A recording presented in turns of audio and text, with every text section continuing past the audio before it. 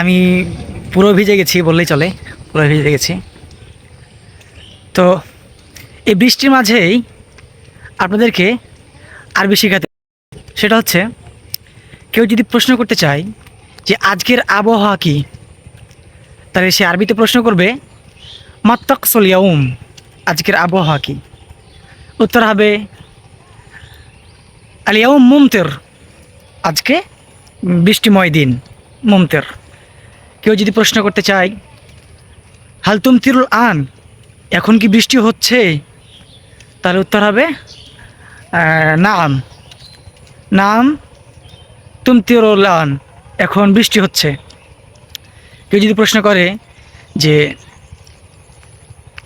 তুমি কি বৃষ্টি ভালোবাসো, হাল তুহিব্বুল মাতার, নাম উহিব্বুল মাতার। এভাবে অনেক আরবি শেখা যায়। যেমন এক্ষেত্রে আরবি কথা বলার যে প্রাথমিক যে শব্দগুলো আসবে সেটি হচ্ছে বৃষ্টি। বৃষ্টি আরবি কি, সেটি হচ্ছে মাতার। যদি আমরা মেঘ যেটা আকাশে থাকে সেটা আরবি কি, সেটা হচ্ছে সাহাব বা সিহাব। বৃষ্টিময় দিন অথবা বৃষ্টিময় যদি আমরা বুঝাতে চাই কিছু, তাহলে হবে মুমতির। ছাতা যেটা আমরা বৃষ্টির সময় ব্যবহার করি, সেটা যদি আমরা আরবি করি তাহলে সেটা হবে মিজল্লাহ বা শামসিয়া। বৃষ্টির ক্ষেত্রে অনেক বাতাস হতে পারে, বাতাসের আরবি হচ্ছে রেহ। এভাবে আমরা অনেক আরবি শিখতে পারি।